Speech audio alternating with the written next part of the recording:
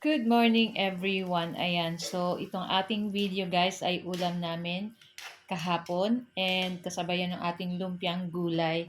Kaya lang hindi ko siya guys mapagkasya sa isang video lang kaya pinutol ko na lang. So yung lumpiang gulay, ayan.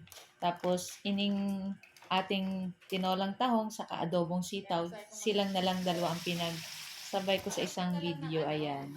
So ayan na nga guys. Siyempre, kaya kahit kayo po paborito nyo ang adobong sitaw, siyempre mas masarap po pag may pork na kasama. Ayan, sinangkot siya lang natin yung ating pork dyan at syempre binawasan natin ng mantika yung ating pork para hindi po natin makain lahat yung mamantika. Ayan.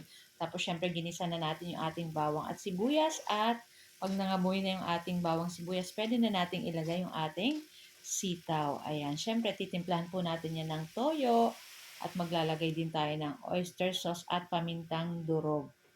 Ayan, syempre, maglalagay din po mamaya tayo ng suka pag madali nang maluto yung ating sitaw dyan.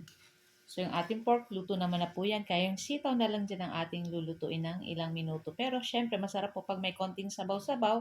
Kaya naglagay naman tayo ng tubig. Ayan. So, hintayin lang natin maluto yung ating sitaw dyan, guys. And, ayan na nga. At before that, maglagay muna tayo ng suka. So, konting suka lang yung nilagay natin dyan kasi hindi naman sobrang daming sitaw yung ating niluto. Ayan. So, kumukulo na guys at ayan, hintayin lang natin medyo magkati yung sabaw at okay na rin to guys. So, luto na itong ating adobong sitaw. Ayan, pasensya na po kahit medyo bilot-bilot ako.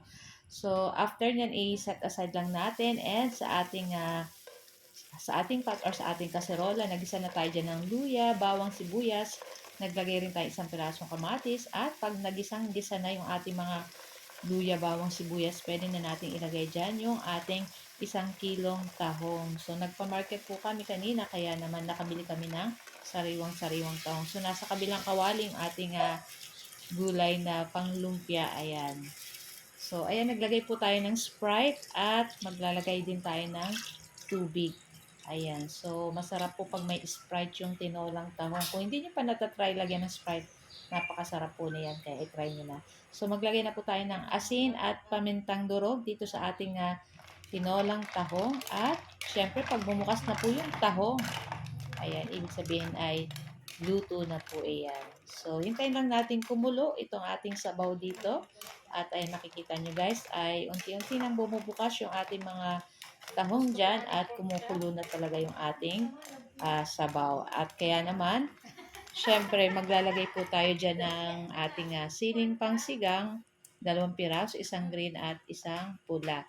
Tapos ilagay na rin natin yung ating dahon ng sili.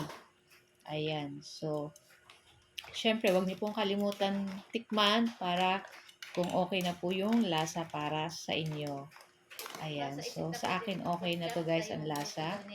At tamang-tama medyo manamis-namis. Gawa nga natin ng Sprite. Ayan, syempre yung ating tahong talagang sobrang sarap at sariwang-sariwa. So, yan. Ito lang ating video guys. Thank you for watching. Bye! Kain na na!